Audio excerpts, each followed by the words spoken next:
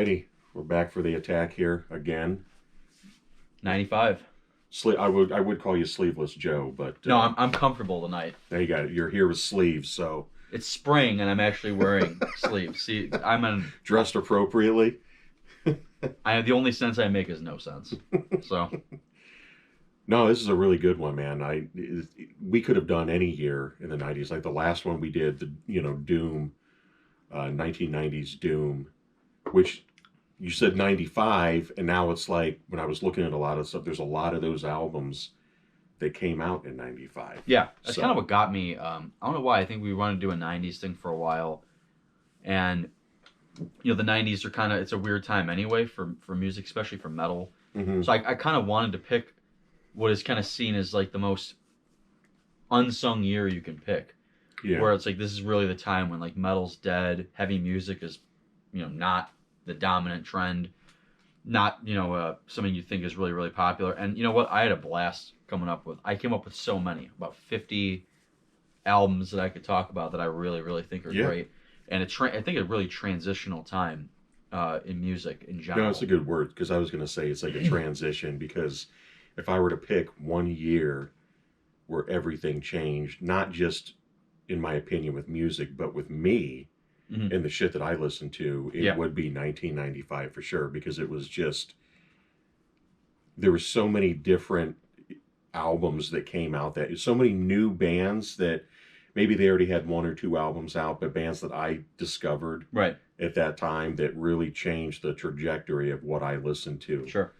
And I was only 10 years old in 95. So like really, when I was 13, 12, 13, 14, really getting into music, a lot of these albums were only a couple years old. Mm-hmm. So when I got into them in my late teens or in my, getting further on late, these weren't that old of records. Yeah. And a lot of them, that we'll get into, when we started buying Terrorizer and Metal Maniacs and all these other kind of magazines, like they were still kind of talking about, these records were kind of fresh. Mm-hmm. Those tours weren't that long ago. So you would have had it would have been not strange for us to kind of pick these up. And a lot of the albums I picked too were like, as we get into, as we get into the meat and potatoes of it, like as some bands are kind of experimenting and doing different things, there's bands that are kind of taking the orthodox of those genres in different ways. Yeah. So I guess like the number one thing I had on my list, but everybody who knows me knows I'm a big Diatribes guy. Diatribes is one of my favorite records of all time. Again, it was a fresh Napalm record that I love. Transitional, it's the wilderness years for Napalm Death. They start really experimenting. It's a very, polarizing record. A lot of people hate it. I think I like it, and I remember when I listened to it back in the day, and it kind of reminded me of another band that we are going to talk about with 95. It really did remind me of like Napalm Death's Fear Factory phase. There's totally some industrial in it. Godflesh had Slave State in 95, and they were kind of big at the time. But Napalm was definitely moving a lot of hardcore at this time, especially in the States in 95 with Victory Records and stuff was really big. Napalm played a lot of shows with Snapcase too, and bands like that. There was definitely some crossover with the sound. But it's funny because as Napalm's putting out Diatribes, you have Yeast by Blood Duster, which is an amazing record.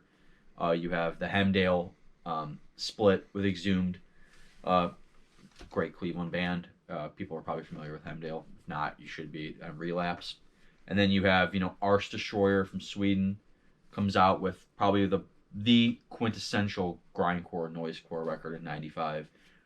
Grind is like really kind of getting a little bit bigger, and Napalm is kind of leaving that sound. And it's kind of a theme I saw in 95 where it's like, is these, this genre defining band is kind of off to the wayside, but then like Nausum puts out the Industrislaven EP, which helps them get on Relapse. So you have like, those are great grind albums I was thinking about in 95, and it's like, people think of Napalm falling off, but they don't really think that. There's so many good grind albums. And that's what I thought of Relapse back in the day, was, at least in that era, was a lot of death metal, a lot of grind. And I remember when Diatribes came out, and people just totally, even in the press, I remember reading magazines where people were like, I don't know if you guys are into old school Napalm Death. I don't think you're going to like this. If you like Utopia Banished, and Right. because I remember around that same time, wasn't it Malevolent Creation? Maybe a couple years later, they put out, was it Joe Black? Yeah.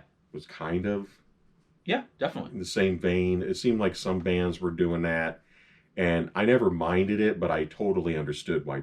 I totally understand why people hate Diatribe. I get Like, it. I love the record, and I totally understand why mhm. people. Because again, like it's not the orthodox grind. So there's a lot more going on with it. I like the experimentation, but it's Yeah, like with Carcass. Like at this time, like Carcass, they're in between like Heartwork and Swan Song. I think Swan Song is 95. 96. Is I it checked. I 96? wanted to put it on, but it was not.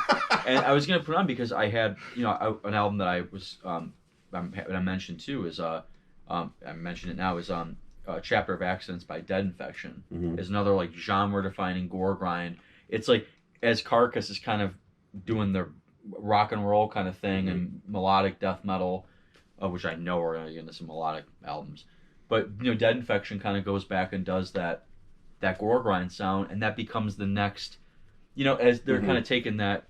Well, if the genre defining band isn't doing it, well, we'll just do it and Yeah. do the orthodox sound. So I think it's cool. You wouldn't think about it at 95, but it's like that's really cool. You have those bands doing this thing going off in the wilderness, and you have like new bands coming up. Like, well, somebody's got to do Yeah. this, so let's do Yeah. it. For sure. No, I was 15 all through 95. 16 at the end of the year. My birthday's in December, so it was. I spent my time in Portland, Oregon, actually, in 95. That's, pre shitting on the sidewalks and, free basing on Main Street downtown. And, Right. um, but there's a lot of great memories that I have from that time, from being there. And one of the albums, massive album for me, and I bought it only because I saw the sticker on the front because I was already a Pantera fan, Mm-hmm. and that was Down. I have it Nola. on my list too. Yeah. And I can't even begin to describe like how life changing it was. It's an amazing album. I never even heard it. I just saw Yeah. the cover, like, I don't even know what this is, but I was already into COC because I love Blind, Mm-hmm. and then when I saw the sticker, and it was Pepper and Phil, and then Kirk, and I think at the time it was Todd Strange was still in the band. Yeah, he was. Um, but when I put it on, it was like totally different than Pantera. It was just this Yeah, it is. doomy stoner, absolutely perfect album. I think it's totally legendary, and it was that mixed with coupled with another album that came out that year, changed my life, and it really kind of began this journey into like stoner and doom and Yeah. stuff like that. So it's cool that like you were doing like the grindcore, the death metal thing. Yeah, I mean, like it's And- like it's. I think Down is. I think later on, from. I mean, again, like a lot of the stuff, for me, a lot of it's in retrospect anyway, because of how young I am. But Mhm. it's like I think Down as I get older, I think that might be one of the best debut albums Oh, that for sure. a band's ever had. It's amazing, and I think again, a Pantera record. Yeah. I think definitely like or appreciate Down. Yeah, there's a lot of people I know that back in the day, they weren't even into Pantera, but they loved Down. Yeah. And Phil's vocals at the time were absolutely amazing, spot on. I think the band, I'm glad that the main three have stuck together, and I like every Down release that's come out, but none of them have come close to Nola, the debut. Yeah, I None really of them. only really care about the first one. Yeah, and it's like I like the other ones. I know the recent. Oh, I mean, my God, this is like years ago now that they put those EPs out. Yeah. And they're good, but they don't have the same feel. And then Over the Under is cool, but I never really put it on. yeah, no, it's. I remember getting it, and it didn't give me the same feel. I loved it, but I don't think it was as. It didn't seem as New Orleans to me. It didn't seem as grimy, or as it was. It almost had more influence for me from Mystic Crew of Clear Light. You remember that? Oh yeah, yeah, I can Jimmy see that. Bower. Yeah, I can see that. Because I guess it was more like the Hammond keys that I heard in it and stuff, and it was like, man, I'm getting like a little more Deep Purple vibes from some of these songs, and a little less Crowbar-ish, like COC, darker. I forgot that Crowbar had a record that we were listening to in the car before we came. Yeah, I swore they did. Time Heals yeah, Nothing. Time Heals Nothing, which is a great album too. But it's I think like Down. I think brought again going back to that theme of bringing in outside influences, Southern rock, old doom stoner rock into the metal, and for more mainstream metal releases, I had Fear Factory. I know you have Fear Factory. We talked about Demanufactured. That is probably life changing for me. One of the first really heavy records I got into in like 6th or so grade, 7th grade. Replica, obviously, with being on Loud and stuff like that, and it's just that mixture of like industrial music. Nobody sounded like that then. No. Nobody had that sound. Like to mix death metal and industrial music that way, it really was. It pushed heavy music into the forefront at a time when MTV and mainstream rave was definitely wanted nothing to do with heavy music. Yeah, and for me, I could be completely wrong. I know there's probably people out there like, no, Burton Bell did not start the clean with the heavy vocals, but that's the first time I heard it. Yeah, same. Was the singing, and he had a killer voice. Amazing. And then his growls were just incredible. And it was, I remember the first time I heard it, and it was weird because it's like so heavy, yet at the same time, a lot of those songs were super accessible. Almost beautiful. Yeah, it was like, but yeah, and with Down, you're talking about kind of bringing people in from, maybe they didn't like Pantera, but they liked Down. I never heard of Crowbar at that point. I mean, I was 15 years old. I was getting into heavier stuff because saw Phil wear the shirt in video. I mean, that's how I got an Eye of God. So. Yeah, dude, that's how. I mean, when I bought COC Blind, with they had the Trouble shirt on, and that's how. Yeah. Who's Trouble? And then I, you search that, and that to me was like, oh, well, who's Crowbar? And then I got into Crowbar probably a couple years later. But for me, back in that era, it was less death metal at that time. I don't have a problem admitting it. Less Death in Black until a couple years later. Yeah. And that's when really I started getting into heavier types of music. Right. And it really took me back to a lot of the albums that did come out around that time. Not only that, but the Identity compilations that were on Century Media. Oh yeah, I remember those. And I remember a lot of the bands that they had on those comps. And I would go back and search some of the earlier albums, and I mean, one of them is on my list, and we didn't do like a top 15. Top no, 10. I would this would be way too much. Way too much we're just kind of like just shooting the shit about the year in general, but Sentenced Amok. Oh wow, yeah, that was totally different. That's again taking it to different terrain. That's again Diatribes. Yeah. You had, well, a year later, but Carcass, Swan Song, Sentenced Amok, and I always kind of likened it to a lot of albums at the time within like 94, 95, 96. You even had Chaos AD, and what's 93, and Testament, Low. It seemed like bands were doing something a little different. They had to. I think it's just death metal, especially. It's funny. I know. When I was talking to Paul from Embalmer, he reminded me of a lot of great. I mean, death metal is still kicking. I mean, I have my favorite death metal band of all time, Dismember. Again, talk about experimenting, Massive Killing Capacity. I love it. For a lot of people, it's a departure. I don't really think it's as much of a departure as maybe a Wolverine Blues was for Entombed, but it's considered like their Wolverine Blues record because of Casket Garden and some other songs. But it's like, as they're kind of taking it to a different way. Especially here in Cleveland, you had Decrepit, The Wake, 95. Embalmer, There Was Blood Everywhere, 95. bands who were really into death metal were still playing death metal and taking it to more darker terrain with Decrepit, brutal territory with Embalmer. And Embalmer was really, that was a brutal, extreme release. You know, I remember being younger and everybody had the projectile vomit shirt was like, you had to have it. If you were into death metal when I was in the late 90s, early 2000s, if you didn't have that shirt, you were a poser and somebody would shoot you in the face. Like you were useless and nobody wanted to talk to you.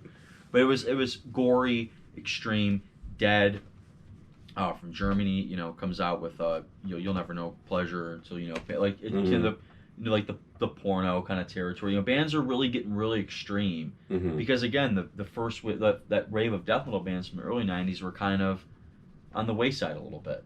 Yeah. And you have Internal Bleeding comes out with Voracious Contempt, Scattered Remnants with Inherent Perversion, origins of that slam style. Where it's again like taking it to a different level, like with the heaviness, with the groove, doing something different. You know, where you and again later on in the '90s you would get Dying Fetus, you would get. I think that would kind of take over death metal for a little period of time. Oh, for sure, yeah. And I wasn't even into death metal at that time. It wasn't until the album that really got me into death metal. Well, there's two. And one was Wolverine Blues. Yep. And that, I don't even, that is 95, That's right? 93. 93, yep. Okay. Because I Wolverine Blues and Symbolic. That's 95. Which is 95. Yep. And those are the two. Symbolic, I actually bought used at a record store just because I thought the cover looked cool and I thought the logo looked cool. And when I put it on, it's like I was shocked that it was death metal, but I mean I didn't have to warm up to it. I instantly liked it. And then with Entombed, I was sitting at Blockbuster Music. I tell the same story all the time. Blockbuster Music, took a stack of CDs up, and I remember The Obsessed, The Church Within, and I had Wolverine Blues and Still the One with the comic book. Nice. You know, and that's why I picked it up. I thought, was cool, you know? Yeah. And I remember putting it on and just thinking, yeah, it's heavy. The vocals are heavy, but it's got a groove to it. Like it's, and that, maybe if I heard, I think I would have liked death metal anyway, but I think that albums like Wolverine Blues, which again is 93, and Death Symbolic, which I think that's one of the first Death albums I got into, really, was Symbolic. But that's progression in their sound, and I think. But when I was really I remember when I was younger, really getting into, when we were playing in Severed Remains, like we were really really influenced by Fetus, and you know Devourment and bands like that, and you wouldn't have those bands. I think Scattered Remnants and Eternal Bleeding were really important bands. Like that's for that, and those are 95 releases, and I think it was just that East Coast. Really groove oriented. That really came to dominate, whether you like it or not, that sound in the late. And I think, you know, I mean, we got to bring up Slaughter of the Soul. You know, that's 95. And that's a classic. You know, again, like as like death metal. That is genre defining. It totally is. And a lot of death metal bands go in the melodic route. Unanimated as Ancient God of Evil. Like you have melodic death metal really taking prominence in 95. Unanimated, so they're underrated as hell. They totally are. But yeah, Slaughter of the Soul is another one of those albums that it blew everything up for me, you know. And I love everything that they've done up to Slaughter of the Soul. The newer stuff, not so much into. I don't think it's terrible, but Slaughter was just.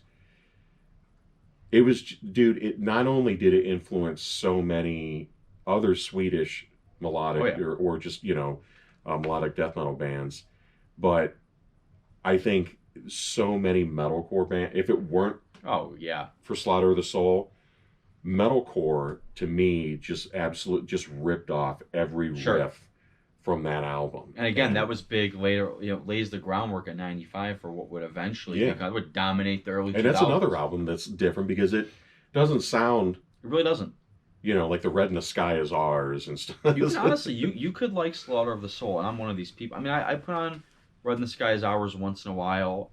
I'll put on Terminal Spirit Disease, you know, every so often, but you really could just do with listening to Slaughter and Mm-hmm. be fine. Yeah. And it goes without saying, another melodic death metal release we would have to. I mean, Storm of the Lights, Bane, '95, another just genre defining. We have a lot of black metal records on my list. I had Oliver, Mm-hmm. Bear Dot, on the list as well. But Dissection, I think Storm of the Lights, Bane, that melodic death metal, in the black metal sound, huge for the. I mean, just so massively influential. Everybody. I remember when we were first getting into extreme metal, and Terrorizer, all the magazines would tout that Slaughter of the Mm-hmm. Soul and Storm of the Lights, Bane were, and Ancient God of Evil were just essential records you had to have. That sound was so, it was new, it was fresh.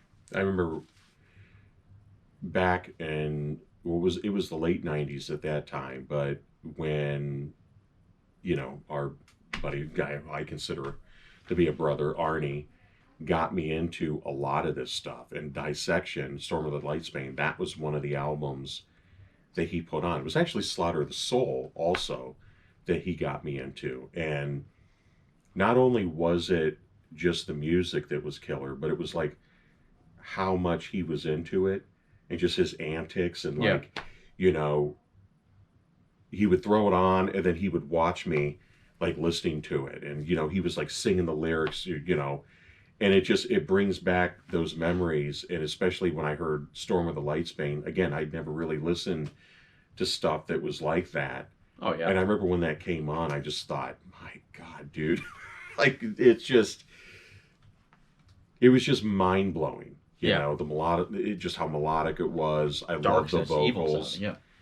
Yeah, and it's such a cool time. It gives me like such good vibes going back to that. Again, for us, it was later, but listening to albums from that time, because you can, like I said with Slaughter of the Soul, it was a complete transition into something different. And then I think after that, they kind of disappeared for a while. Yeah. Several years, and then other bands. It wasn't a very up. successful. I mean, people forget too. It really wasn't a successful album. And the tour they did with Napalm Death for Diatribes actually was they did the tour, and then Curse to Tour actually, and then like after that At the Gates that got shelved, and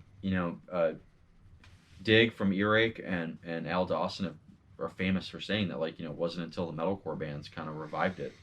But Thomas, big year for Thomas, because he's kind of, at the time he's doing At the Gates, people forget there's that No Security cover that I always mention to people, and he has the first Skid System album also comes out in '95, huge, again, because I'm a big Green Day guy. Insomniac's a '95 record.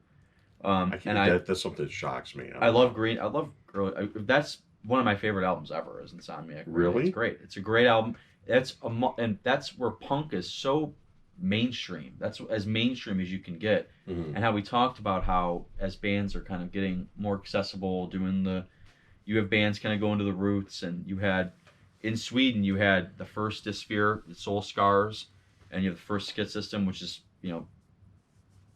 pretty much titled it's titled about prophets, how it's so prophet hysteria, hysterical prophets. So you have the bands kind of taking punk to a whole new terrain where it's way more extreme, total Discharge, total crust punk gets really big in '95. Mass Control from Portland, of course, with the as bands like Green Day are kind of toppling the charts. You have bands from Portland bringing the radical politics, hence you get the shitting in the street. But, things that you get totally radical, extreme politics with that. And that was '95 too. I remember you talking about Green Day before. And I was a little shocked because I thought you were just taking the piss and just joking. Oh, no. I love that. Like, is this dude really into Green Day that much? I think it's fine. I used to have Dookie back in the day. I never listened. I never got into Insomniac. It's heavy. It's a little heavier, and it's definitely it's the reason why I think I put it on there is to kind of show that as you get Green Day doing that in Minneapolis, you have State of Fear, and it's you get this or like people think of like, crust in the early 2000s, like it takes form really in 95 with these kind of releases in the States. Are seminal crust punk releases. They're really important, and I think it's because punk had become, Rancid comes out in 95 with like Out Come the Wolves. Out Come the Wolves, yeah. So it's like, as that's hitting the mainstream, you have these bands that are like, no, we're going to take it back to the old Discharge, really heavy, radical politics, totally to the throat. Yeah, that's the one thing I can say about, especially getting into Rancid. I wasn't too much into Rancid back in the day. I mean, obviously, the first song I ever heard was their biggest song ever, which is Ruby Soho. Right. And it was weird to me because the song didn't really match the look. Because I thought they were going to be grimier, which is more Lars Frederiksen and the Bastards. Right. That fits to me, but I ended up really coming around to like a lot of the Rancid stuff, and Out Come the Wolves is actually something that Katie owns, my wife. Oh yeah, I mean, it's has catchy. it. I mean, I can see why it's like was majorly popular. I mean, I have Silverchair. Frog Stomp was a big album. I love that album. Okay, a lot. You need to defend this because I don't understand. Now, just for you, I listened to this. Okay, I listened to the whole album because I was like, you know what? I don't want to. I don't want to shit on this album. I remember. But you're gonna. No, but I just remember back in the day when it came out. To me, it was always kind of like they reminded me of like Bush and stuff, where they were just trying, like record companies are just trying to capitalize on the Seattle sound. So they obviously Silverchair from Australia, Bush from England. They were just trying to grab at anything that could possibly sound like it. And with Silverchair, I never. First of all, those dudes were what, 16? They were like 11. I don't know, but it's like the first Decapitated. They were toddlers, right? Right. I love when death metal fans like, man, I hate when Dismember and Entomb start writing Silverchair riffs. I'm like, well, it's funny because I actually love Silverchair, so it's like, but it's good. It's good alternative rock. It's a catchy. So, but honestly, the album I put on the song I put on my playlist, Shade, is one of the most beautiful songs ever written. It's a great song. I think it's really. Did you ever get into anything else from them? Actually, it's funny. Tommy Haywood got me really into Freak Show when we were younger. Really? Yeah, he was actually. I think it's because of Tommy Haywood. Shout out to Tommy. He's probably the worst shout out ever I'm gonna give him. It's because of him that I like. It's because of him that I probably like Dissection. You could be talking about his like interview with Dan from Edge of Sanity. No, let's bring up Silverchair. It's funny. I'm doing this kind of to take the piss because kind of because of him that I have a lot of these. So definitely because of him that I like Dissection, and 100% because I like Unanimated. Because when he was putting in Embers to Ashes, he got me into all that stuff. But he also got me into Freak Show. No, I mean that's totally cool because I back then, I mean I was so into the Seattle scene. Growing up, I mean, I have an older sister, and my older cousin was always into, Poison and Warrant and Crew and Kiss and AC/DC and, basically the stuff that was popular in the 80s. When Van Halen was a huge thing, who came out with Balance in 95. Oh, yeah. And I saw that tour. One of my least favorite, to me, it was kind of, there's some good tunes on it. But not too many sappy ballads on it. I don't know. To me, it was like the beginning of the end. And so I wasn't necessarily into that as much as I was for Unlawful Carnal Knowledge. But the Seattle scene came out, and when there were groups like Pearl Jam, to me, the big four, Nirvana, Pearl Jam, Alice in Chains, Soundgarden, that would be like the big four of Seattle. To me, and Alice in Chains had an album in '95, self-titled. That's right. Which was I believe the last one with Lane. My sister had that, and I stole the Silverchair record from her. And she didn't like Astro Creep, because she thought it was too weird and for freaks. So that's how I got Astro Creep. That was '95 record. Yeah, that's another one, dude. That album was huge. Big album for me. Big for heavy music. You talk to people from Banger, they'll say it's an industrial. Or they'll say it's a shock rock album, or a grindcore album, or a folk metal album. They don't know what the fuck they're talking about. It's ridiculous, but no, like... I think that a chimp throws darts at genres on a board while they all drink crappy maple beer from Canada and jerk each other off. Hints of blueberry and Right, whatever. cock. Just you know, no hints big of deal. fucking retardation Yeah. in that room. But but with the Seattle stuff, you know, getting into stuff that isn't metal. Now, I mean, there was great albums that came out from stuff that I listened to when I was, younger at that time, like Extreme, had Waiting for the Punchline. I love Extreme. No apologies. I don't give a shit what anybody says. Nuno Cinderella Betancourt. have a 95 record? I don't know. Was that 94? I think it Maybe was Still 94. Climbing. Still Climbing was 94. Which is a phenomenal album. It's a great album. Jeff LaBar, the guitar player, passed away a couple years ago. I did not know that. Which is kind of shocking, but yeah, it was like Extreme was great. Slash's Snake Pit put out a phenomenal album, 5 O'Clock Somewhere, and that was a great album because that was kind of after the implosion of Guns N' Roses, Right. And a lot of these great bands releasing albums, or a lot of the members like Slash, Izzy Stradlin, the Juju Hounds, Duff had his self-titled, Believe in Me album, which was great. But it was kind of that era peak of somebody that I own pretty much every album that people are always shocked and that's Neil Young. I love Neil Young. I love Neil Young and Crazy Horse. And his Mirrorball album was actually Pearl Jam as the band, but a Neil Young album. I did not know that. And that I did put on a playlist. That we'll actually put the playlist in the link for the video when we put both of our playlists. But that was huge for me. I loved that. And obviously the self-titled Alice in Chains album, really weird album for me. It was really dark. I don't know if maybe that was, obviously with Lane being heavy into the drugs were his addiction and stuff. It was a really dark, heavy, it was like heavy for Alice in Chains, but heavy also in just how it felt. And I remember when it came out, it wasn't as straightforward and rockin' as like Dirt, and people were like, "Oh my God, like Damn That River." And what are the hits on that Alice in Chains? I know they had a couple. Heaven Beside You. Heaven Beside You, yeah, which is a little more mellow. Yeah, it's literally like their heroin album. Yeah, as far as I'm concerned, and that was big for me. Even at the same time, getting into bands that not so much Seattle, but like Extreme and Slash and stuff was Wasp, Still Not Black Enough, which wasn't released in the States until 96, but Japan and UK it came out in 95.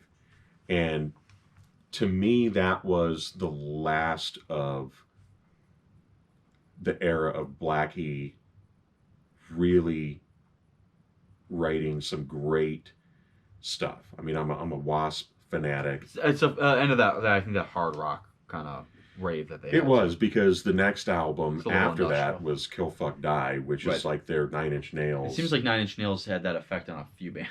Yeah, for sure. It's like, I think I was speaking of mainstream stuff though. I did. You were talking about Silverchair before. I also had Hum. You Prefer an Astronaut, which I pegged you as I thought you would be a fan of that band. Heavily. Yes. So here's the thing. They just put. It was weird that I saw you put it on the playlist, because when I was hanging my pictures up the other day, I was literally listening to that album. Oh yeah, I saw him on Conan around this time when I was up. This is before you put it on the playlist, and I saw Hum, and I went, like, was this fucker like? Oh yeah, does he have like a video in here? Is he like no? But they just put out a new album, 2020. It's called. You looked great Inland. that night, by the way, while I was staring at you through the window. But no, it's you're over there just like right. No, they put an album out a couple years ago. Hum did, called Inlet. Oh yeah, and I think it's still going. I think it's the best album they ever released. It's great. But it was weird that you put that on there, because I was like, man, he's really into Hum. It's again, it's going back to what we were saying before too, about like you were mentioning like a lot of the attitudes of bands. I think one of the things I love the most about this era is like the people that were still doing stuff in the underground, not in the mainstream, were like really diehard people. You know, the people that were still playing death metal were like really committed. Like the guys in Embalmer and Decrepit were really hardcore death metal people. Like the people still doing, you know, as like hardcore is getting kind of bigger too. Like Integrity had Systems Overload, which is a great album. I know you're not a big Integrity fan. We also have like Forced Expression, like going like really fast. And bands getting so like the people that were doing the underground thing were so committed to being underground. Wasn't Earth Crisis had a 95? Was it Gomorrah Season? That was 96. Kill the Machines was 1995, I think. Is that okay? I was never Destroy the Machines. Destroy the Machines. I was never a big. I omitted them. The reason why I put Integrity on my is I never really heard you talk about Earth Crisis as much. It's to me Integrity is I think stood the test of time more, and I think that Integrity for me was in Cleveland was bigger, and I think it's a massively influential record. It's great. It's still going. I think kids still love it today a lot, but it's again like you know it's the thing like Autopsy had shit fun. You know, it's again like taking things like it's such a not mainstream approach. Like shit fun is about as not mainstream as you can get. Well, you also have Deceased, which released your favorite album. Yeah. Because of Blueprints for Madness, which is great. Because you say it's like Voivod. Yeah. Who I love Blueprints. I know what you're talking about. I know King Fowley the other day on his Facebook, he posted a Holocaust album. Yeah. That he was like, if you love Voivod, you'll understand why I love this Holocaust album. And so I understand why you love Blueprints if you like Voivod. Oh, yeah. And nobody was doing that in 95. I fucking hate Voivod, dude. I think they're the shitty... Like, I always think that somebody's fucking with me when I listen to that band because it's like... Well, that's so surprising. Because it to me, it's like they just took 4 homeless guys and just said, here's some instruments, pick them up and just start playing. And it's like this cacophony of just like total shit that the vocals are horrible. I'm going to piss a lot of people off, but a lot of people who know me know that that's like one band that I'm like, I don't get it. But the weird thing, my point is, a lot of bands where people are like, oh, this sounds like Voivod. You can't even get I'm like, oh, I love it. I love Blueprints of Madness. Oh, you know, yeah. I love that. I never heard that particular Holocaust album that King Fowley put out, or that, you know, he posted. And I was like, wow, man, it's kind of like the Beatles effect for me. I know what you mean. Because I'm not into the Beatles at all. I understand their importance and stuff. But bands that sound like the Beatles, you know, they have that feel like Cheap Trick, which is like that power pop, that worship Cheap Trick. It's also, I mean, too, again, the thing about King is like, you know, you got to give respect at this time in 95, like really carrying the flag for death, you know. And again, I think it's that anti-mainstream, you need both of those things. Like, I think death metal at the time, especially, had ridden that wave, and you have. Well, I think he still carries that. Oh yeah, he's probably the only. And you look at people like. Here's the thing, man. You look at these bands like Embalmer still going around. You know, you have Deceased still going strong. These guys were so committed to the underground, they still kept. Does Embalmer don't they have a new one coming out? Yeah, and Chris Reefert, Autopsy still going. Abscess with 95, Urine Junkies again. When I was younger, you don't get more opposite of Silverchair than an album cover where people are shooting up piss out of a urinal. Like that's like it seems like I think now we were so desensitized to crazy stuff. In 1995, like that was about as anti-mainstream as you could possibly get. Yeah. And I think you needed that. I like about our lists and everything. This whole discussion is like you see the total paradox between. For sure, dude. You know, Astro Creep 2000 and you know and Dead with a porno grind band. Like in my playlist I made, I have an Extreme song, and then Vader, De Profundis, and Sinister Hate was 95. And Sinister Hate, which is like, I have those in there. And here's another band that I dug back in the day. Sadly, don't own anything by them anymore, and I wish I did. And I know that you're going to be a big fan. That's Mind Rot. I totally, as I was driving here, dawning, I forgot that was 95. And that's, again, that moves another genre forward where it's like, you know, you have that atmospheric kind of stuff that was. Okay. The song, and it is, the title of the song escapes me right now that's on my playlist.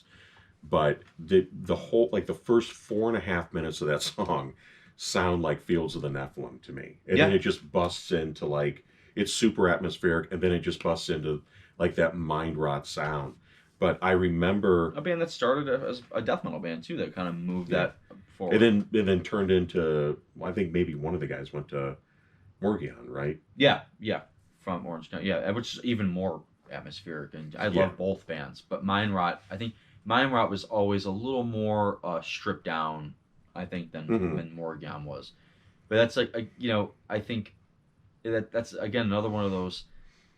I think that's also the influence that Godflesh had on a lot of bands in general. But it's like that was so fresh and new at that time, and into the late '90s, that atmospheric metal kind of becomes its own thing, Hmm. where you kind of get like that another little subgenre that took form. Again, I think you needed bands moving away from the death metal sound to create new things. You also needed bands keeping it going, Hmm. and you needed like bands moving away from heavier stuff a little bit, and you had bands kind of keeping it going with other styles. I think it was really like thrash.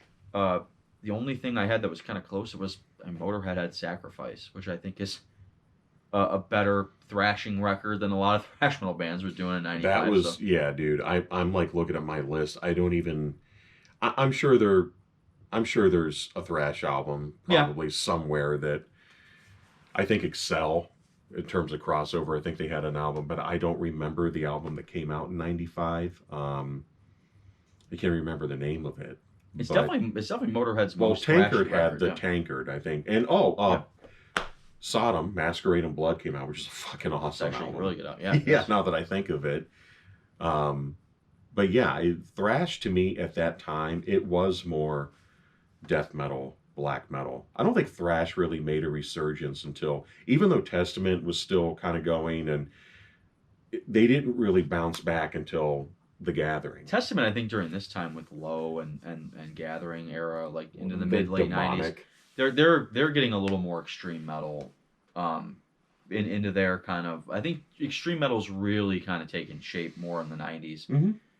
I think thrash was still associated too much with the '80s, Mm-hmm. which there's really one of the things I noticed too about looking at my list. There's really the only things I really had that were really throwbacks to the '80s were stuff like Arse Destroyer, which is a throwback to Mm-hmm. like Sore Throat, Noisecore, and like Forced Expression, like really fast '80s, like bands like that. Enemy Soil. A shout to Mason, our buddy, who's a part of our group too. Uh, so many great bands. Reeking Cross, he's a great guy anyway. Um, Enemy Soil, Casualties of Progress, super crazy hardcore record, grind fast hardcore. That's maybe the thing that's maybe closest to that '80s sound, more influenced by '80s stuff in the Mm-hmm. '90s than any '80s stuff. There was so nothing was about the '80s was really cool in the '90s. Speaking of that, I'm gonna throw in a band that put an album out in '95 that does kind of take the '80s heavy metal sound and update it into the '90s. Um, Updated even all the way up to January 6th, which was Iced Earth Burn Offerings. I remember hearing last He December. burned a lot of offerings that He day. did. He burned a lot of bridges that day. Is what he burned. Like, Yeah, John Shea, was that the guy that was who was in? It wasn't John Schaefer. Dude, I remember watching when that shit happened. Yeah. And then they showed a still shot and he's going like this. And I was like, dude, that guy looks exactly like John Schaefer. Man. Holy shit, it's John Schaefer. Can't wear an Iced Earth shirt to the punk show now. You know what I'm saying? It's fucking. But yeah, the song on there last December, which I'm sure now he's doing last January. But yeah, Matt Barlow on vocals. That album was old Dante's Was it Inferno. 95, yeah. Wow. That is kind of an '80s, I guess. It'd be the Yeah, it's Iced Earth to me is a very 90s. Dark Saga. What is Dark Saga? That's the next one, which is that's got to be 96 or. I swore I thought those albums were early '90s. They're this Well, late. you had the self-titled, and you had like Night of the Storm Rider. Oh Like yeah, that. I guess yeah. But yeah, this was 95, and It's the Dark Saga's the first one I ever heard by Right. them, and I fell in love instantly. But then I went back, and Burn Offerings was the second one I heard, and I was just like, oh my god. Obviously, like we said earlier, you know, we got into a lot of this stuff a couple years later, Right. and went back to it. But yeah, Iced Earth, I think is there's a lot of other great power metal albums that came out. I think Gamma Ray put out. My God, I can't remember the name of the album. Land of the Free, maybe. I know Nick, who does Gnarcast. He's gonna fucking murder me because he's. Oh, A I'm big sure he's Gamma got. Ray. I'm sure he's already got 40 that he's gonna rattle off. And he's gonna kill me for this one. But a Blind Guardian came out with one that year. I want to say. I didn't think it was Imaginations. I thought it was something else. But yeah, there was a lot of. Stradivarius had an album out. Well, I like So to imagine a world where power metal doesn't exist. So that's. I'm kidding. dude. No, I don't take you.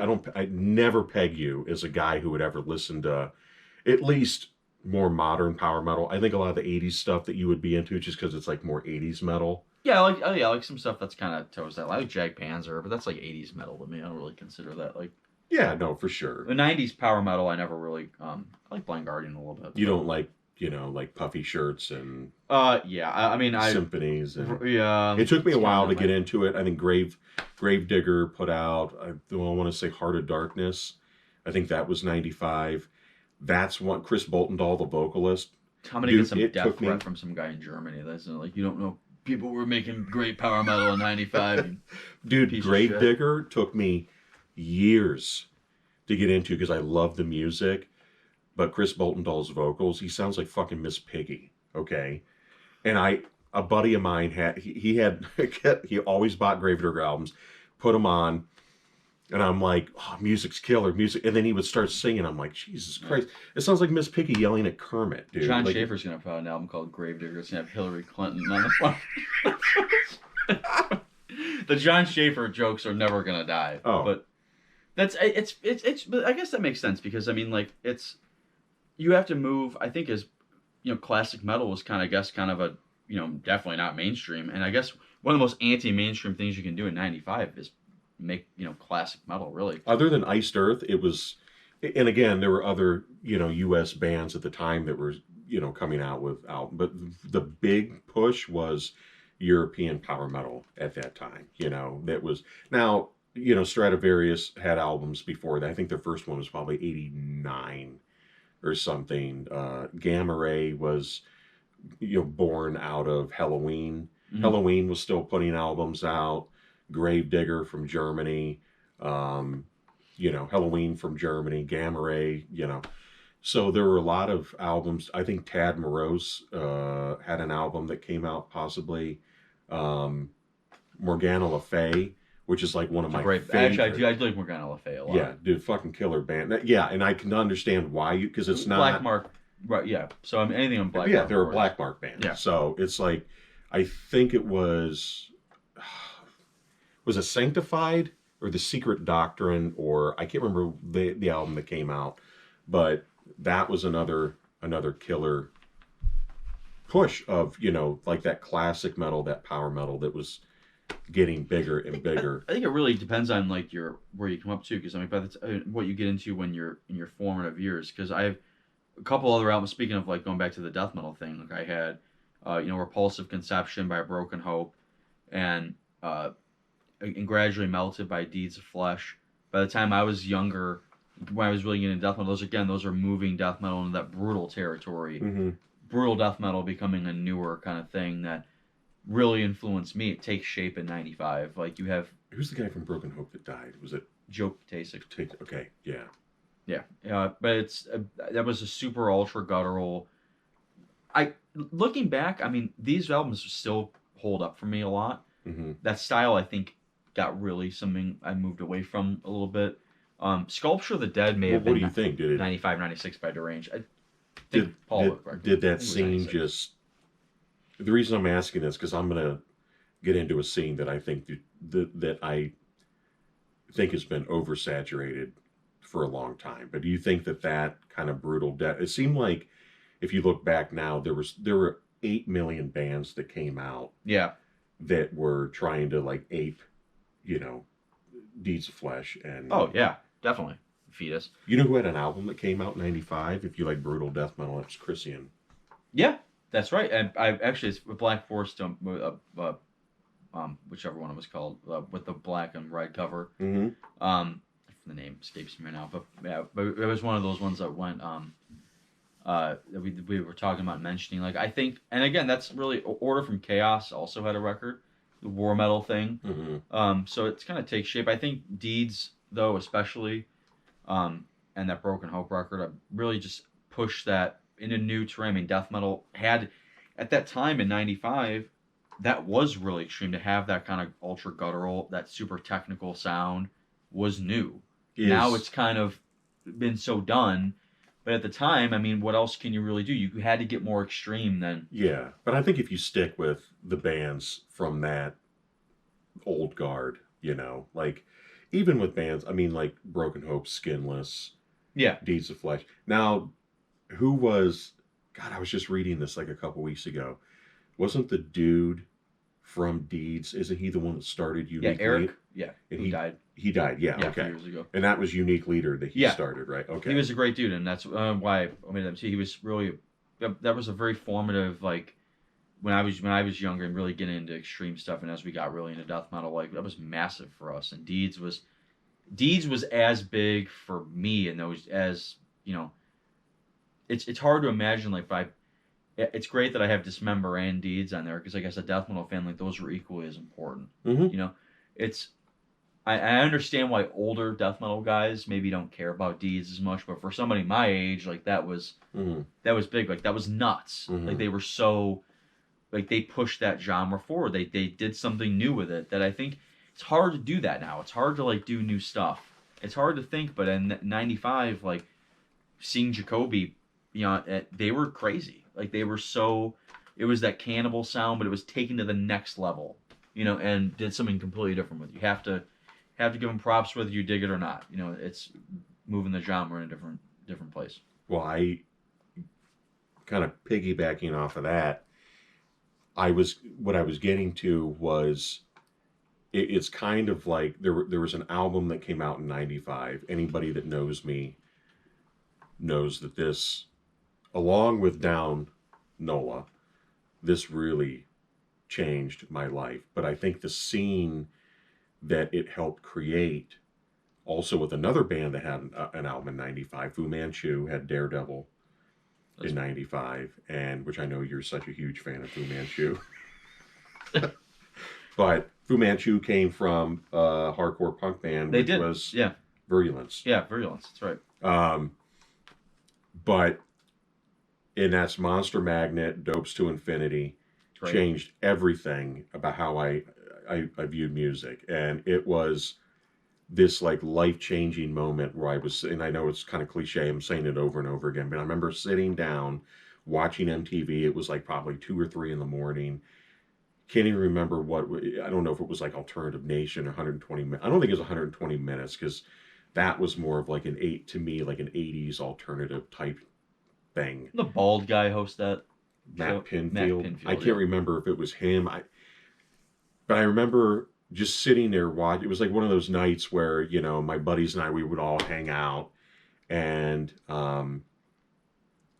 this was actually when I was in Portland. And I remember sitting in the room, my living room with some friends, and sitting there watching the TV.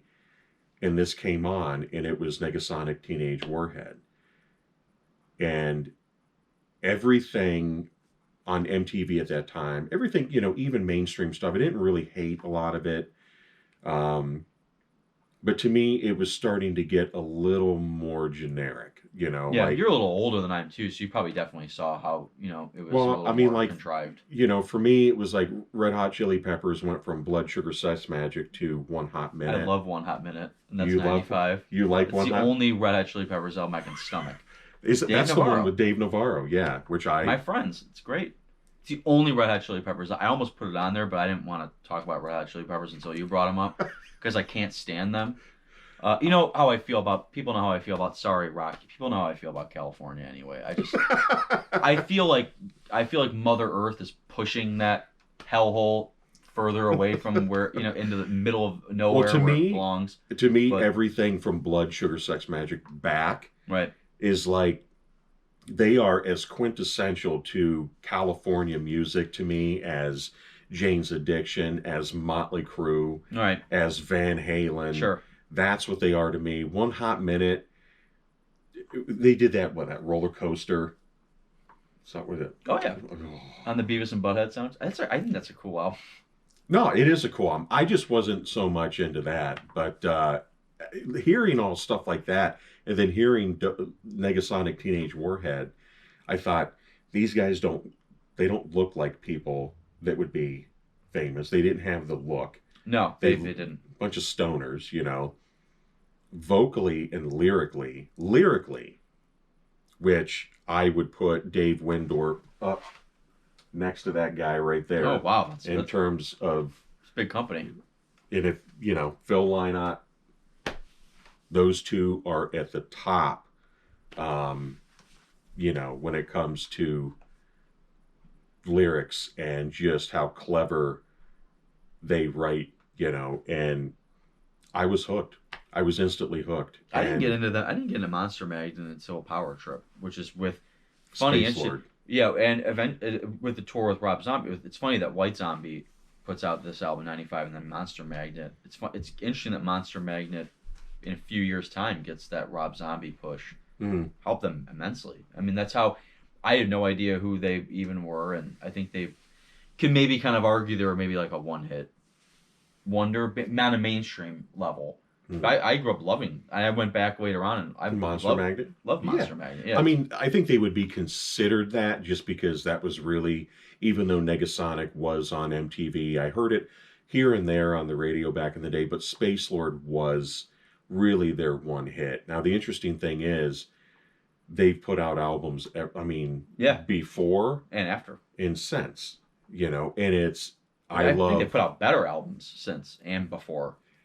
Yeah, Dopes is my number one, but I think that anybody could make the case to me that Power Trip or Super Judge or Spine of God, which you got me the shirt several years ago. Spine of God's great.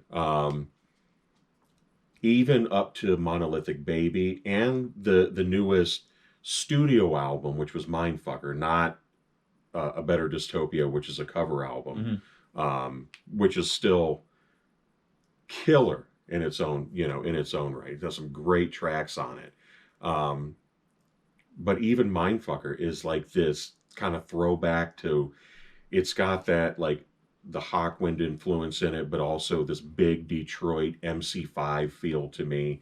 And I absolutely love it. But they really did help bring in, with Caius, who I think broke up in '95, if I remember correctly. But yeah, they did too. With Fu Manchu and stuff, that was like they were the heavy hitters, and they started coming in. And then Trouble has Plastic Green Head.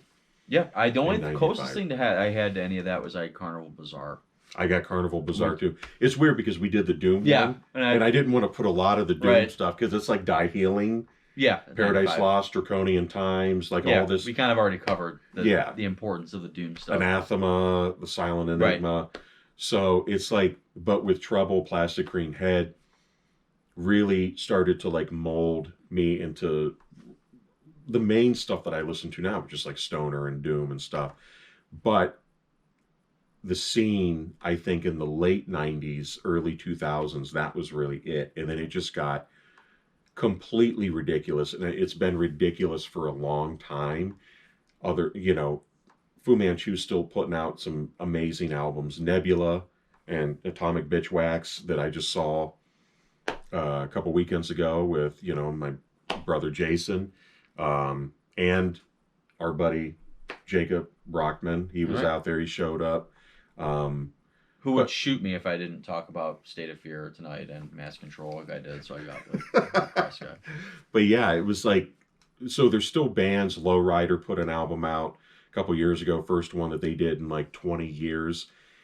So there's still some heavy hitters, but a lot of there's so many bands. The names of the bands are corny. It's so overblown. There was a band I just posted, killer track, but the name of the band that I posted in our group was Margarita Witch Cult. That's just I don't even want to. I don't even want to buy the album. Margarita. Margarita. What does that have to do with being a? I don't know. And now there's all these bands with witch cult, like witch cult, mammoth, bong, wizard, druid, weed mountain. It's like First what Electric did you Wizard come was up with? 95 though, right? What's up? First Electric Wizard was 95 though, if I'm not mistaken. Was it I 95? think it was 95. I think it was. Because what was not Dope Throne? Dope Throne was 2000. 2000, yeah. No, Come My Fanatics was 98.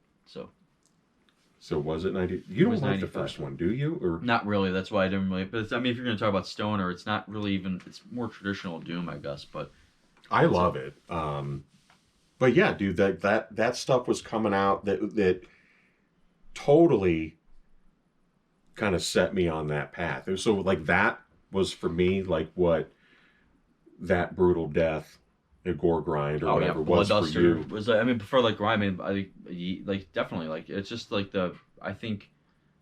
Yeah, it's definitely the same. I think like grind especially was like just so massive for me during like would be during like the me in my formative years. But it's I think like the the stoner thing. It took me a long time to get it to come around to stuff like that in my 20s, and I think it was albums from this era. I think it was just cool. Like nobody was really. Again, it's almost like that. If nobody's gonna play classic stuff like that, we'll just do it. If nobody's going to do the Sabbath thing, we'll just do it. Mainstream rock at this time is kind of, I think Everclear was like on the charts in '95. God. It's really, really derivative. Like rock music's kind of dumb in 1995. It's like beyond the Alice in Chains, which is all right, which is like a little different, heavier. But it's like it was. I think bands doing that stoner thing where really it's the same approach to as is with grind bands or brutal death bands, where it's like, if nobody's going to do this sound, we're going to do it. Yeah, that's why I love. Obviously, with Fu Manchu, you had that was more of a fuzzed out. I mean, obviously with the desert rock scene, Fu Manchu, Caius. I know a lot of people always go back to Masters of Reality with I think it was Chris Goss. That band they kind of say was like the godfathers of the desert scene. I was never a big fan of that band. But with like Nebula and Fu Manchu and, out of that came Brant Bjork, who was in Fu Manchu and Caius at one time. And that was more fuzzed out. It did have more like Black Sabbath style riffs, even though it was also a little more, it had like this big, if it was 70s, it was like pure weed. But with Monster Magnet, it was Hawkwind and just acid and fucking peyote and mescaline and like, listen, like that to me was like Monster Magnet. And that's where they took it. Which is, it's weird where they got the band name. I was watching an interview with Dave Windorf recently, and they would play shows. I think they played a show actually with Jane's Addiction, and they didn't have a band name. They were like, what are we going to call it? And they would call themselves something. I can't remember the one band name that they would just choose before they went on stage one was Nipple Tank. They didn't even know what the hell they called themselves. And I think it was Dave Windorf said his wife at the time was like, why not call it Monster Magnet? And he was like, oh yeah, that's pretty cool. And then it just like kind of, stuck. But that scene, like I said, it got completely ridiculous and totally just, like I said, oversaturated.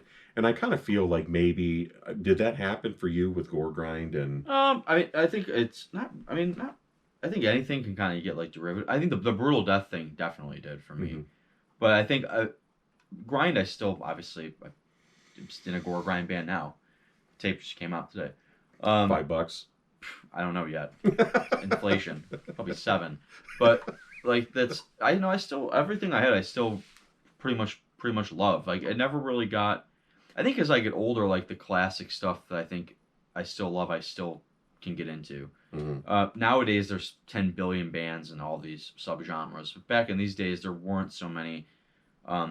You just had people really doing it that, uh, were really committed to it. Cripple Bastards putting out splits in '95 is different than somebody starting a grind band in their basement because they heard it 2 weeks ago. They were really into this and committed to doing it. Like if you were doing black metal in '95, like Immortal, who had Battles in the North, like you were really committed to that sound.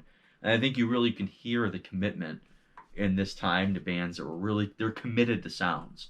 I think it wasn't just, oh, I got into this, I'll start a band, and then I'll probably get out of it in a few weeks. I think nowadays it's so easy to get in and out of things that you can sense that with bands. You can sense they're not really committed to doing a sound. They're just kind of, we'll put out a stoner metal record, whatever. It's like you have to really be committed to that sound. Like you can hear the commitment with Immortal. That's why Battles in the North is so great. It's one of the few black metal albums I've mentioned. I mentioned Oliver before.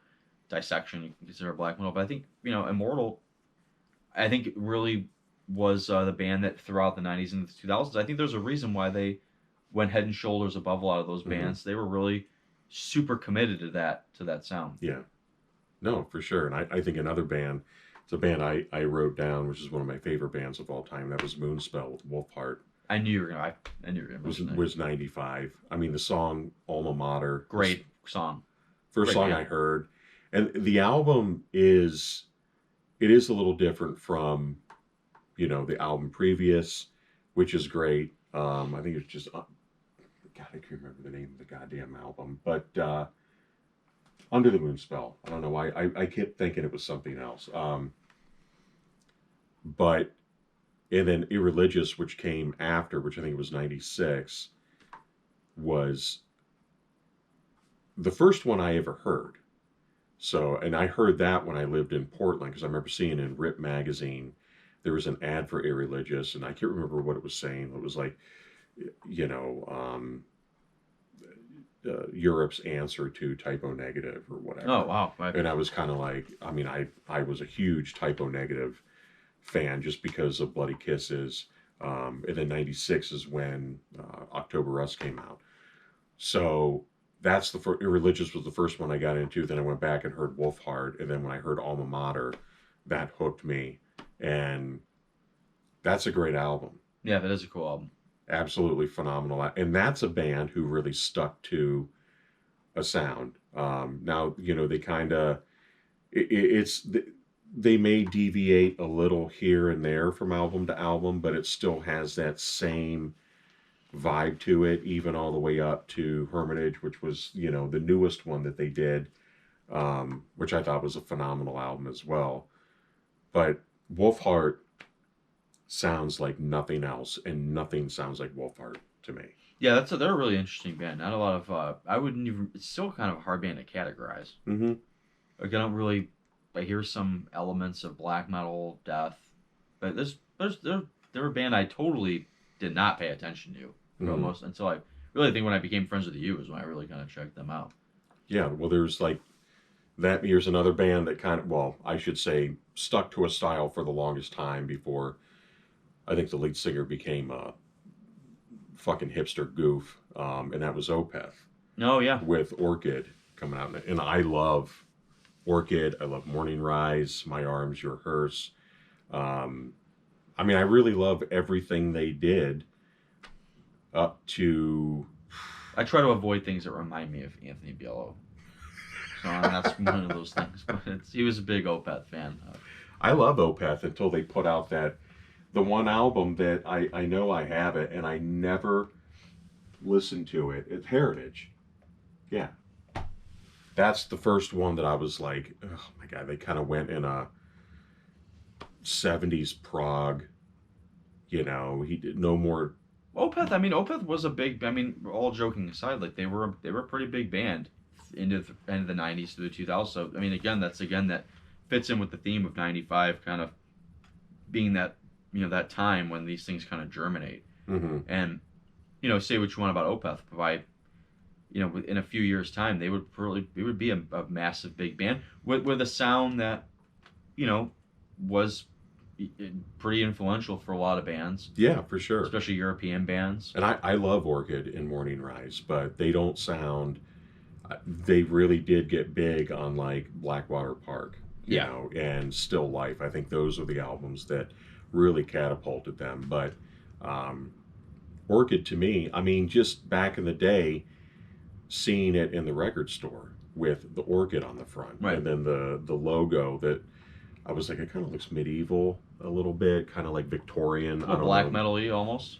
And then you turn over, I think that one was on Century Black, Mm-hmm. that kind of imprint from Century Media. And I remember buying it and thinking, wow, this is what black metal sounds like. Only because I'm thinking of, again, I'm young. It's funny you mentioned before, like I was getting into like death metal. You'll remember I had a huge black metal phase for a while when I was younger, and even like during like right around the time before we got started death metal band, I was like, got super obsessed with black metal, and Dark Throne, Panzerfaust. I mean, nothing gets more black. When I think of the best black metal album from '95, it's without a doubt Dark Throne. That's an amazing album. It's Celtic Frost side. One side is Celtic Frost, the other side is Bathory. Mm. The side A and the side B is too. And as I got older, I went back to Panzerfaust more and more and more. It's one that I bought. I always liked Transylvanian Hunger the most. My favorite was always either Blaze and Northern Scar. Under Funeral Moon was always really my favorite. But those two, Panzerfaust, I had it, I would jam it. But as I get older, it's probably one of my favorite Dark Throne albums, and their whole catalog. Mm-hmm. It's so perfectly Hellhammer, Celtic Frost, and Bathory. Mm-hmm. Completely, and it's nobody was doing that in '95. They're talking about the commitment to a sound. Like Mm-hmm. they were committed to that sound in '95 sure. when Silverchair is putting out records. So you got to be, again, that's that anti-mainstream attitude. Like these bands, and also Fenriz was doing his folk metal stuff in '95, and Neptune Towers Was around this time. Isengard. Isengard had a record in '95. So it's really the commitment to the underground, the commitment to those sounds, huge.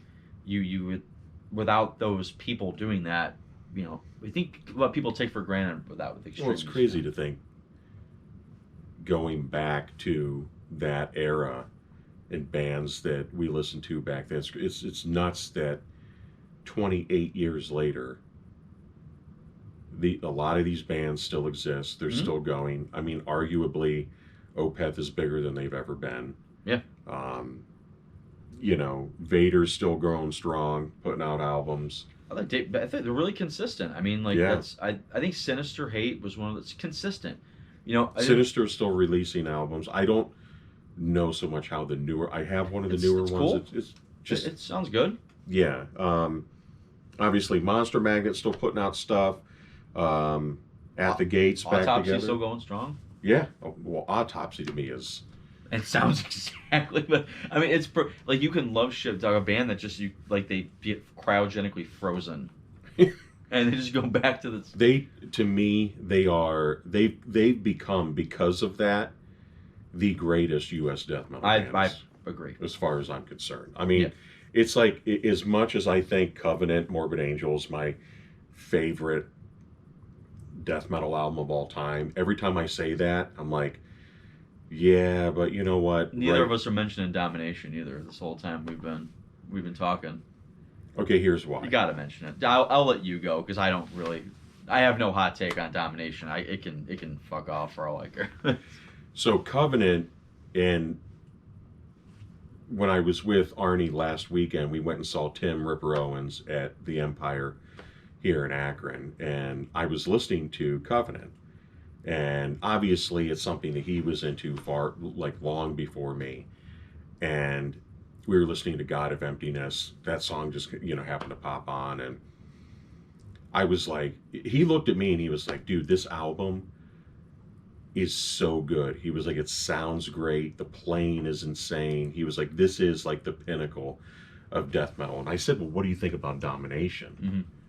And he said the perfect thing. He was like, Domination isn't bad, but it sounded like, to me, they blew their wad on Covenant. I could see that. And that, to me, is like what Domination... I like Domination. I like Where the Slime Live. I like... I could just... when I say it can funk off, like, I don't care if it exists or not. I think Formulas is a better album. It's my favorite one. Yeah. And I think Formulas was more like... It's funny how you said they blew their wad on Covenant. Like, I like Blessed Are the Sick and Covenant. Altars is great. Altars, to me, is still a little more leaning on the death thrash. Still the thrash. So I kind of put it on its own category. But Formulas, to me, went back to the crazy technical, the crazy, the no pun intended, the madness of like Morbid Angel. Domination, to me, I don't usually say this, and I don't like when people say this. I don't mind when bands strip their sound down. I don't even mind when bands bring in rock influences, other influences. I didn't get the edge. I thought they had lost something. The edge to Morbid Angel was, I think, their playing, their technicality, the fact that they were kind of masterful players. Like, they were that kind of band. I think when a band like that strips their sound down, it's hard. Megadeth, I think, did it really well when they did Euthanasia and stuff like that. It's hard when you're known for being a really musical band. It's hard to strip your sound down like that. Like, you can say whatever you want about Entombed. Left Hand Path is great, but it's not virtuoso great. That's not why people love Dismember and Entombed. So when they strip their sound down, you aren't really losing some. When Morbid Angel wanted to do it, I think Arnie's right. Something just sounds like you just kind of blew your wad and didn't know what to do. Yeah. And it sounds a little lost. And I think that's why they had a hard time making another Domination ever since. Because you kind of can't. They never really, hit a home run with that when they tried. No, that makes sense. I agree. I mean, as much as I love Formulas and I love Gateways to Annihilation, I think that Covenant really was the final album. So Domination,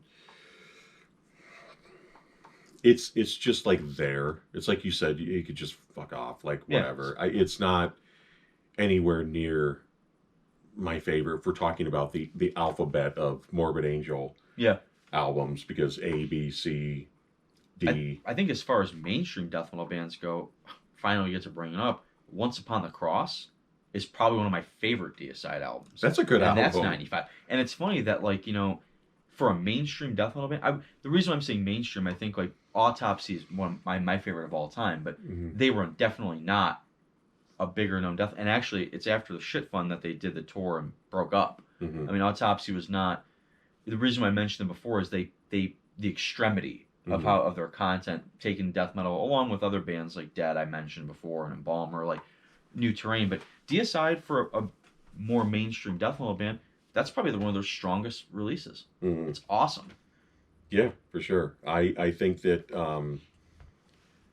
that one, to me, I mean, it was shocking too, just because of the cover art. Yeah. Especially in that time. And, Benton was, I think, made in a minor way, made a name for himself because of all the bullshit he did with that televangelist of Bob Larson, which is like some of the funniest shit. Larson. Which was... So he pretended to be possessed when he called. Like, oh my God, that was...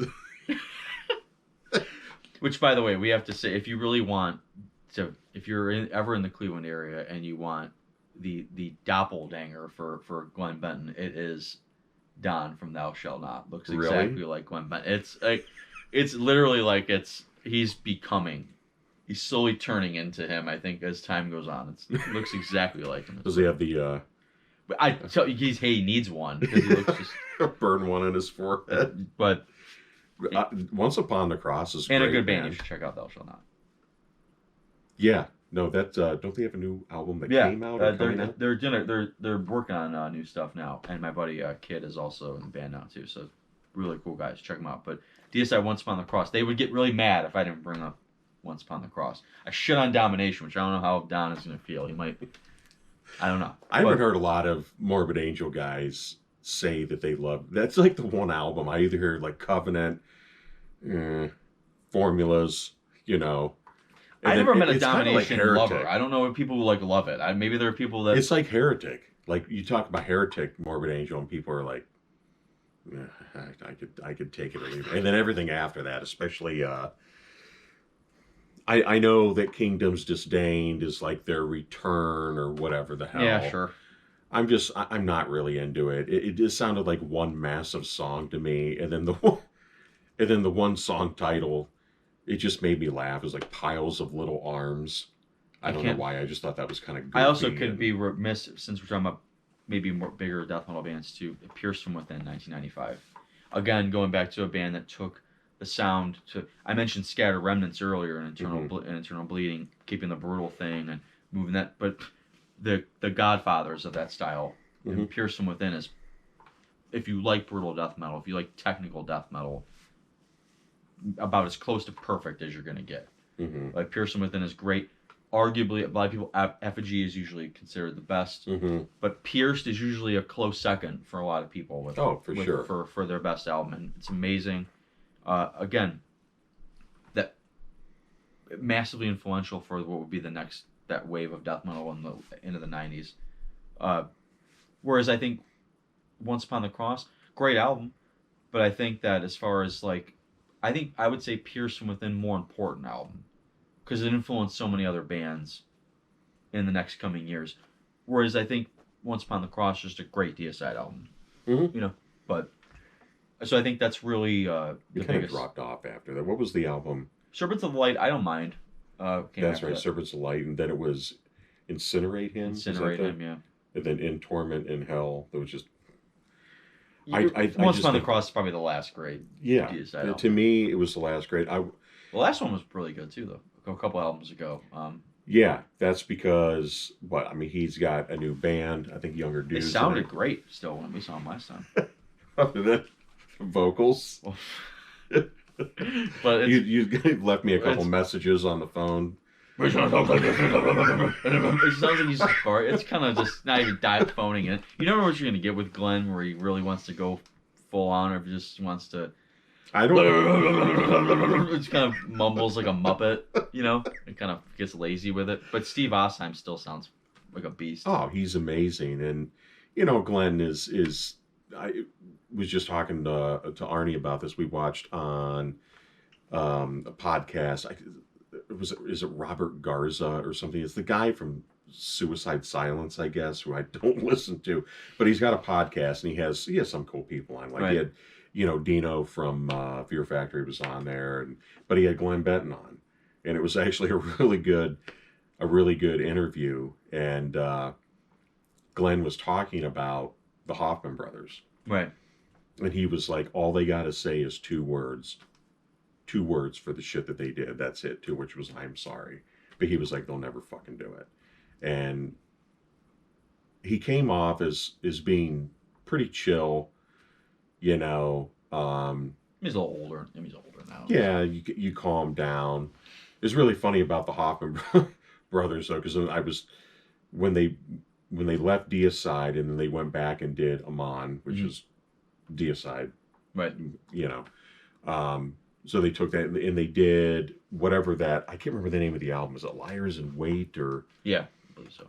Something like that. Well, when you bought the album, a bunch of people I know on the message board that I'm on, they ordered the album. And I read this also other places online where you could order the album. They were like, if you order from us, we'll sign it. Well, the Hoffman brothers never, they signed the fucking cellophane. They signed the wrap. They didn't open the album and sign the booklet. They signed the wrap. So people, when they got it, they were like, what the fuck?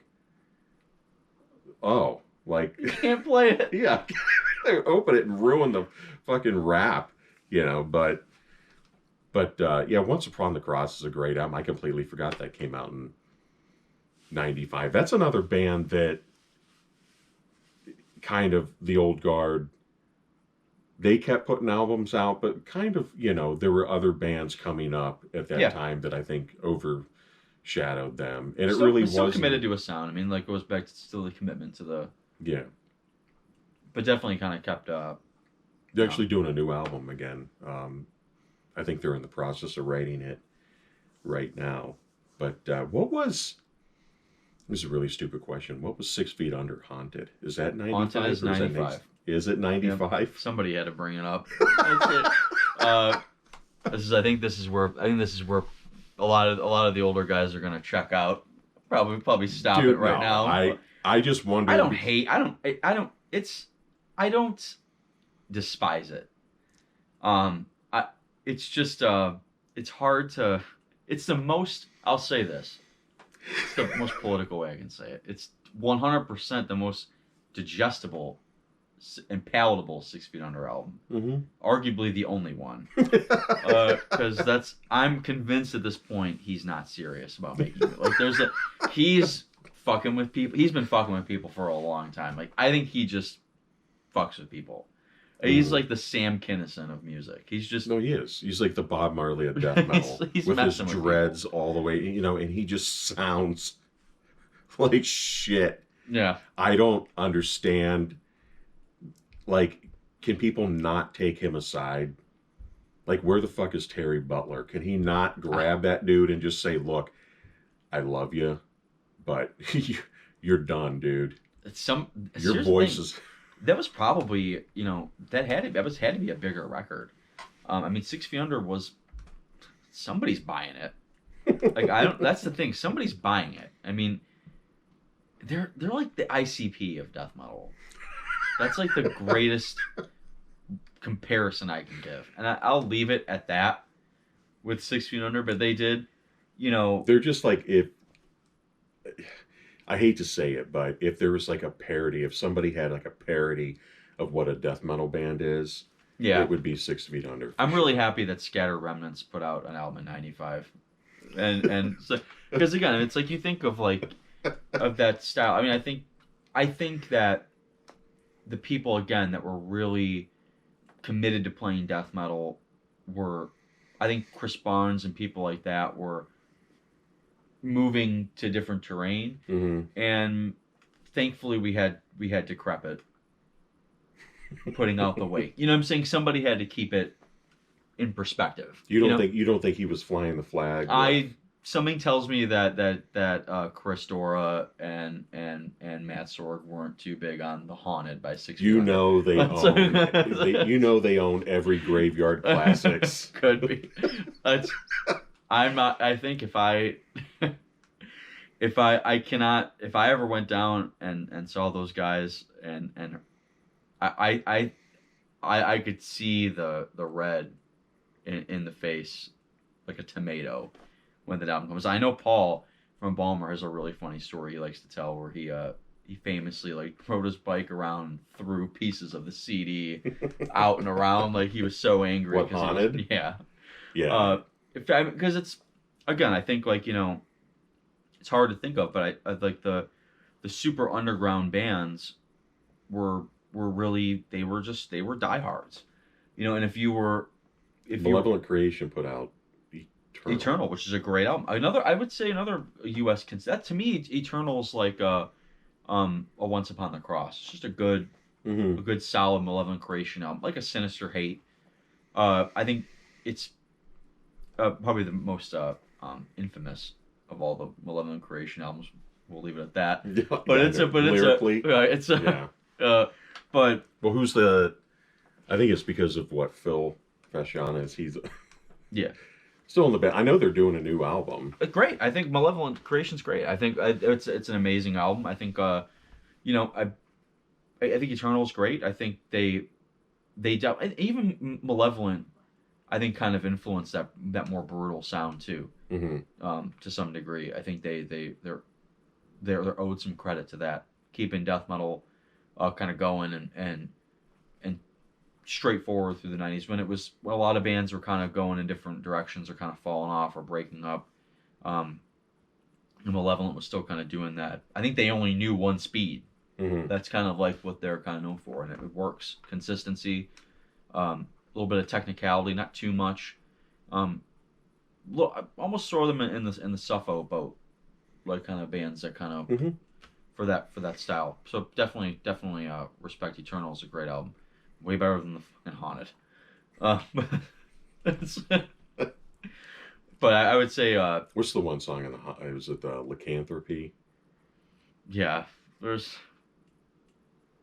I'm like going. That's the one song I remembered. And I remember the first time I heard it.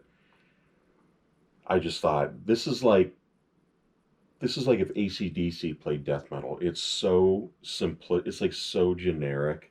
It's. And his vocals weren't that bad at that time, but they just I like increasingly. Alan West too, and I love Incomplete.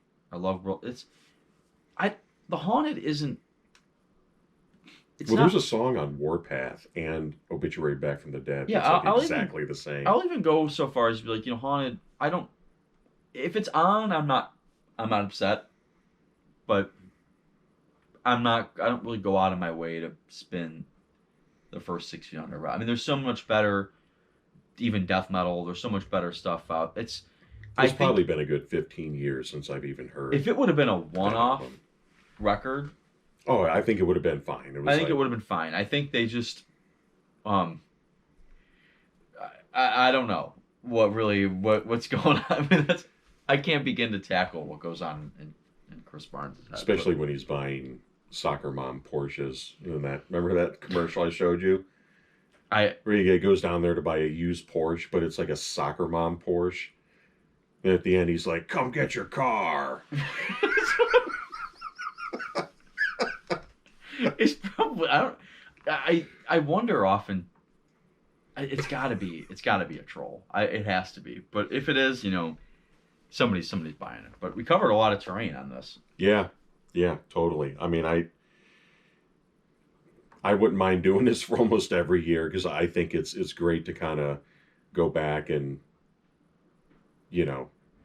remember a lot of the albums that did come out that you can be like, man, I forgot about that, or I forgot about this, or albums like Opeth Orchid that I love, but I hadn't listened to in months and months, and going back, and it's funny when I think about all these albums like Astro Creep 2000, listen to it all the time. Symbolic, listen to it all the time.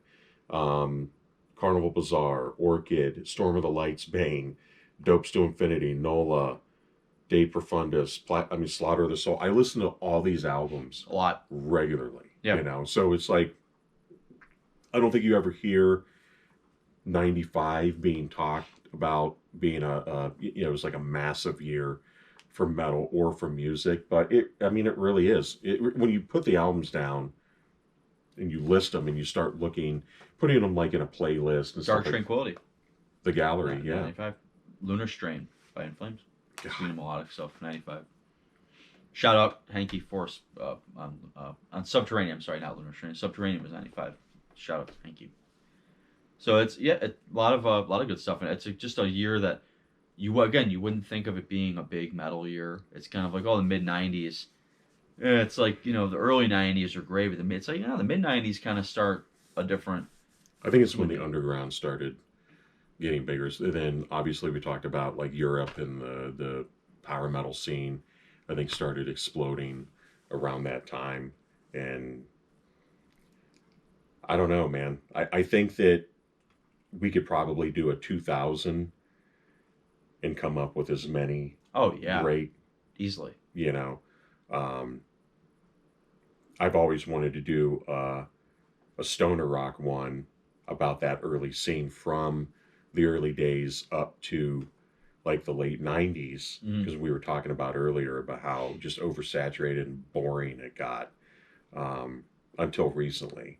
But I would love to do a 98 so I could somehow have some kind of like crazy noisecore record and the Burning Red on the same in the same project. So let's do it. It'll be an hour and a half episode. It'll be 99, I think. 99 was when that album came out. Was it 90? It was 99. No, maybe it was. I don't know. Maybe it was 98. I don't know. I don't know. I think I know you too well. Jeez. Oh, the cheetah hair for that one. And oh my God. Adidas tracksuit and cornrows. Right. But yeah, no, with that, man, I think this is a really good one. I got a lot of stuff I added more to my playlist, and we'll put those in those links in the description for the YouTube video. as soon as I get this up. All right, it'll probably take Hopefully it won't take 11 hours like 2.5 weeks to get. Oh my god. But no, yeah, we'll think of a next one, next episode, and I know we were just talking about doing some kind of like on location stuff, wanting to get back into it more, and kind of do the one that you brought up a long time ago that I think we should still do, and that's kind of that's just a Pantera retrospective, which I think would be appropriate now that Pantera is back touring. I think it would be a good thing to kind of go over everything and talk about that. Maybe even get BLO for that one. Oh, yeah. Because I think you're about the only two people I know in this area that even like Pantera. Yeah. So, but yeah, no, stay tuned. Thanks for watching. Yeah. And yeah, give us your thoughts about, what you think of 95. I'm sure if the Cleveland metal guys watch this, I'm sure they'll have plenty to say about. Just drop your favorite 6 Feet Under song from the Haunted. But yeah, no, thanks a lot, guys. All right, cheers. See you.